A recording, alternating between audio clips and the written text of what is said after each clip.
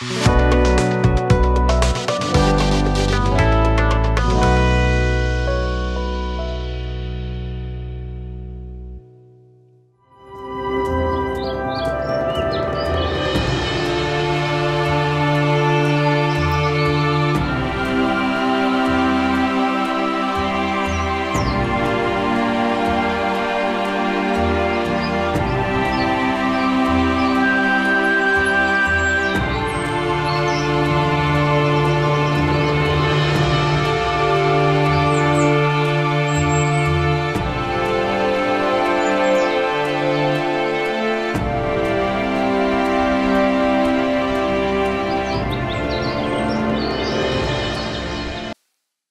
जीशु ख्रीष्ट अति बहुमूल्य नाम संपर्क इंडिया द्वारा प्रस्तुत कार्यक्रम नुआ सकाल आशार आज अध्याय मुझे स्वागत जनाए।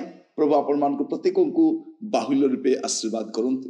आज जो प्रसंग रे आमे आलोचना करिबा चिंता करिबा से चिंतार प्रसंगटी होछि गज मूर्ख। कि मूर्ख? गज मूर्ख। आमे बेले बेले शब्दटा व्यवहार करू से गज मूर्खटा बोली। आज सेमतिका किछि लोक मान विषय आमे टिके आलोचना करके देखिबा।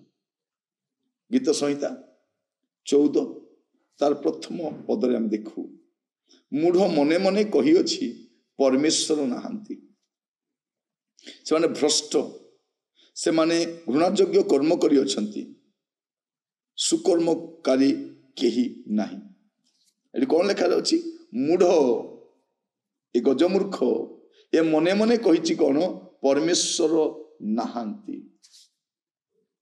आज आप समाज देखिए जो मैंने टिके शिक्षित हो जाइछंती, टिके साइंस टेक्नोलॉजी विषय जानी छंती, ए प्रजुक्ति विद्या विषय टिके जानी छंती, जने कोन कोंती ईश्वर नाहांती।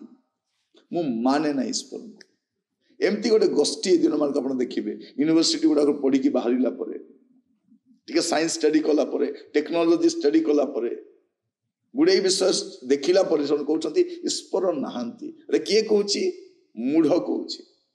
मूढ़ मने मने कहउची ईश्वर नाहांती। ईश्वर नाहांती।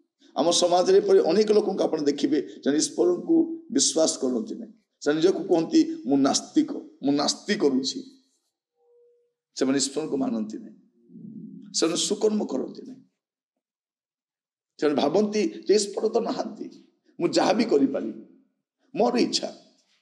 ईश्वर तो नाहांती, मोर कंट्रोल करबा पे केही नाहांती, मते उद्धार करबा पे नाहांती, केही मोर तत्वावधान करबा पे नाहांती। मु ही सब किछि अटे, मु जा देखुछि सेटा ही आ बाकी किछि नुह। आ गोटे गोष्ठी अछंती जे माने ईश्वर को जानंती नै, एमान तो ग्रहण करंती नै। आ गोटे गोष्ठी अछन देखिबा आपण रोमियो तार प्रथम अध्याय आपण को पाई मु 21 पदरु पढुछि। कारण से माने ईश्वर को जानी तांको ईश्वर बोली गौरव देले नहीं कि धन्यवाद देले नहीं, किंतु आपण आपण असार तर्क वितर्क जड़ित होई सेमानकर अबोधमन अंधकारमय हैला। निज निज को ज्ञानी बोली मने करी से माने मूर्ख हेले। पुनी अक्षय ईश्वर को गौरव को क्षणीय मनुष्य, पक्षी, चतुष्पद प्राणी, सरीसृपादि को आकृति युक्त प्रतिमा रे परिणत कले। एणु ईश्वर सेमानक हृदयर कुविलास अनुसार सेमानक असुचितार समर्पण कले, जेपरि सेमाने सेमानक शरीर परस्पर द्वारा कलुषित हुए। कारण सेमाने ईश्वर सत्य परिवर्ते मिथ्या ग्रहण कले और स्रष्टांक परिवर्ते सुष्ट वस्तुर पूजा और सेवा कले।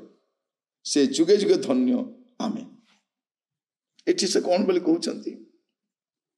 ए गजमूर्ख विषय जड़े कहूची ईश्वर नाहांती, आउ जड़े कौन करछंती ईश्वर किए जाक मु बनाइछे से ईश्वर। एमाने ज्ञानी बोली भाबुछंती किंतु अज्ञानर काम करूछंती। कौन?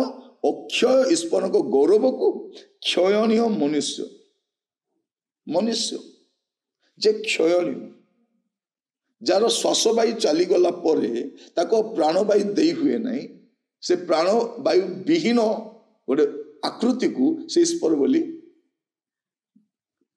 ग्रहण करे। तो क्षणीय मनुष्य, पक्षी, चतुष्पद प्राणी, सरीसृपादि को आकृति युक्त प्रतिमा रे परिणत करे। ये कौन करे? ईश्वर बोली से गोटे गोष्ठी ग्रहण करती ना एमाने ईश्वर को केमती भावुंट मु बनैबी आपण रॉकेट बनै पारिबे आपण टेलीविजन बनै पारिबे आपण मोबाइल बनै पारिबे आपण एटम बम बनै पारिबे आपण जाबतीय जिनिस बनै पारिबे ईश्वर को भी बनै पारिबे कि आप देखो आम साइंस एत आग को गलानी गोटे पिंपुड़ी बन चल देख जीवन दे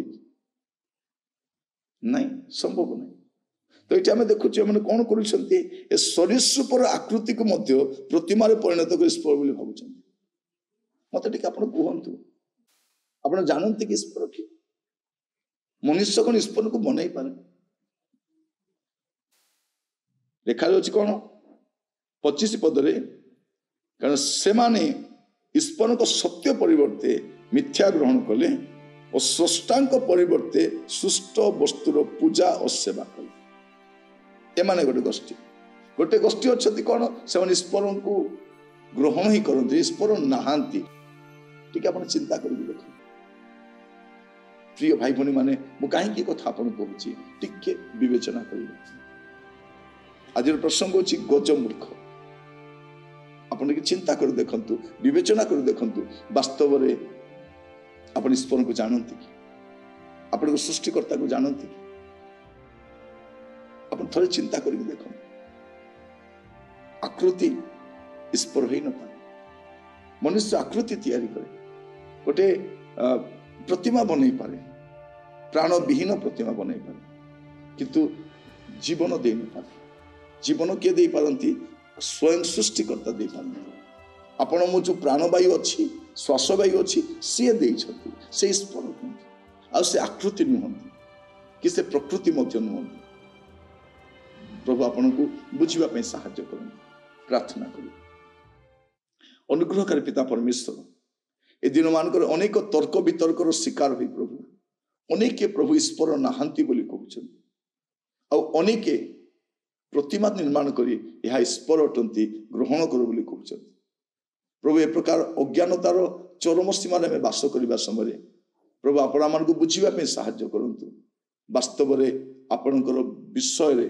जानिबा पे साहाय्य करंतु देथिवा अनुग्रह पाई धन्यवाद दिए आज एपिसोड पाई धन्यवाद दिए जो मैंने श्रवण करेंगे प्रभु विवेचना करने साहाय्य करंतु आदर महिमा गौरव आपण को दे प्रार्थना मोर प्राणर प्रिय यीशु नाम रे मांगिले आमीन प्रभु आपण मान को प्रत्येक आशीर्वाद करंतु आसंता काली नुआ अध्याय जड़ित हवा विदाय दियंतु नमस्कार।